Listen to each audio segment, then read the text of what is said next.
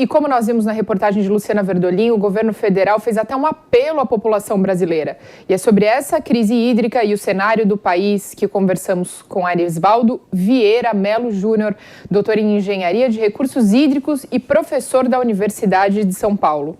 Professor, bom dia, seja muito bem-vindo aqui ao Jornal da Manhã. Quais são as alternativas que nós temos hoje aqui no Brasil para combater essa crise hídrica e evitar que consequências futuras maiores e muito mais prejudiciais, principalmente para o bolso do consumidor, cheguem até nós? Bom dia a todos. Bom dia. A alternativa imediata é estabelecer um plano de racionamento dos reservatórios, né, do consumo de água, principalmente nos sistemas que são operados por grandes reservatórios. Então, reservatórios que geram energia têm que diminuir a sua vazão. Reservatórios que abastecem a população têm que racionar a água. Então, essa é a medida imediata, né, a ser feita. Professor, como poderia ser esse racionamento que é o problema, não é? Porque a população precisa ser abastecida e é necessário continuar gerando alguma energia em uma situação contingencial para manter o funcionamento do país, né? Professor, como deve ser difícil para o senhor, que é um especialista da área, todo ano a gente enfrentar essa dificuldade. Os fenômenos climáticos, nós lá atrás já sabíamos que eles iam intensificar. Os ambientalistas alertaram, os cientistas alertaram, e hoje a gente acaba repetindo, é como se tivesse o cachorro correndo atrás do rabo.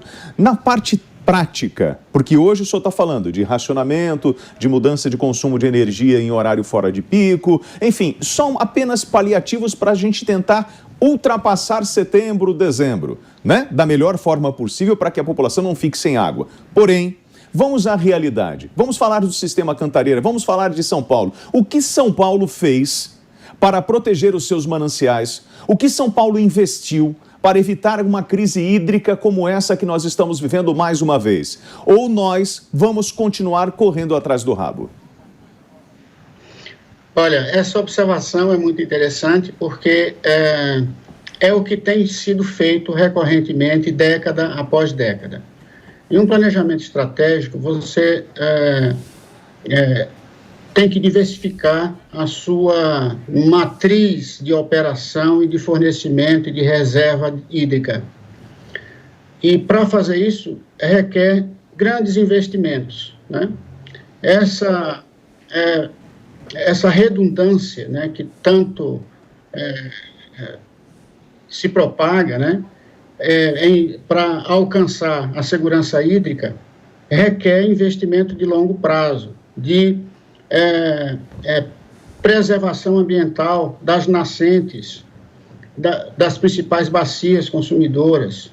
Então, esse planejamento estratégico, ele tem que ser realizado no longo prazo, né? E tem que incluir nos orçamentos públicos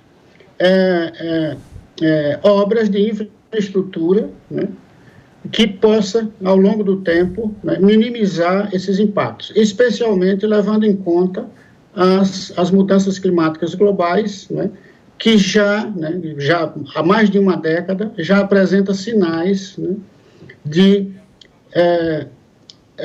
déficits hídricos, especialmente em bacias críticas, que são grandes consumidoras de água em função da sua elevada demanda. Então, temos que fazer investimento, né? E a gente sabe que existem inúmeras dificuldades para se reservar recurso financeiro para obras de infraestrutura no país, em função de outros gastos que comprometem o orçamento. Professor, ainda que o ministro de Minas e Energia negue, então o senhor aposta e acredita que nós estamos sim frente a um risco eminente aí de racionamento? Sem dúvida alguma. As projeções até setembro, julho, agosto e setembro, são de chuvas abaixo da média em praticamente todo o país. É muito arriscado apostar em chuvas suficientes para recuperação de reservatórios nos 3 meses seguintes, né? Novembro, dezembro e janeiro. Então, é pouco provável que isso ocorra.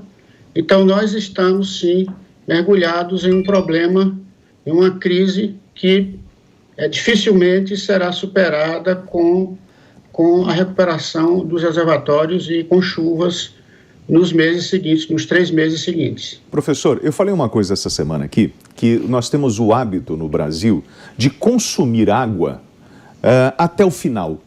Né? Nós vamos consumindo e vamos pagando por isso. É igual energia, a gente vai consumindo. A matéria principal disso tudo é a água. E nós vamos consumindo de forma irresponsável. O senhor sabia que nós enfrentaríamos essa crise hídrica no ano de 2021? Porque eu parto do princípio que as pessoas que são especialistas nesse assunto já sabem que nós vamos enfrentar essas dificuldades. E aí eu pergunto ao senhor, se os cientistas, os doutores, os professores sabem de todos esses problemas, por que os governos não assumem essa responsabilidade? É por questão de incompetência administrativa? É por falta de recursos ou é por falta de vontade? Olha, eu diria que é um somatório de todos esses fatores que atuam de forma diferenciada em cada sistema, não é? Então, por exemplo, olha, desde julho que já se tinha sinais de que o problema poderia explodir mais ou menos entre o final de agosto e início de setembro. Por que isso? Porque a gente já percebia uma redução dos níveis de reservatórios e um saldo negativo entre afluências e defluências desses reservatórios, dos principais reservatórios, das principais bacias hidrográficas do Brasil. Então, isso inclui a região sudeste, a bacia do Rio Amazonas, o Nordeste, né, que são bacias, a bacia do Rio Paraná, por exemplo, né, sim, é a bacia que apresentou o maior déficit do balanço hídrico entre afluências e defluências do país. São mais de 10 mil metros cúbicos por segundo de déficit desde julho. Então, era óbvio que o problema iria explodir, que iria ocorrer em breve, né? Então, desde então, já deveria ter sido tomado providências e convocado a população, né, a estabelecer um plano contingencial desde aquela época. E aí a gente comete erros recorrentes em função desses fatores que você citou. Sim, né? Professor. É preciso, primeiro, agir com transparência, né? Estabelecer uma comunicação com a população para que se possa atravessar o problema, né? Que é um problema que é coberto de incertezas, porque mesmo com os modelos matemáticos cada vez mais poderosos, né? Eles não conseguem ter uma previsão certa. Existe uma incerteza inerente, a natureza funciona dessa forma. Sim. Né?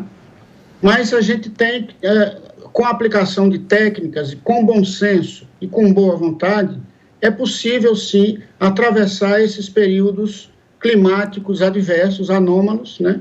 Com uma certa, vamos dizer assim,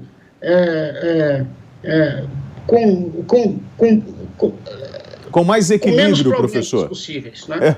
Olha, nós queríamos muito agradecer a participação de Arisvaldo Vieira Melo Júnior, ele que é doutor em Engenharia de Recursos Hídricos e professor da Universidade de São Paulo. Queria muito agradecer a gentileza da sua participação aqui no Jornal da Manhã, segunda edição, abordando esses temas e que a gente consiga superar ou atravessar essa crise hídrica e começar a ter maturidade para entender que nós precisamos mudar essa realidade de ficar correndo contra o tempo. Muito obrigado, professor. Obrigada, bom final de semana. Professor.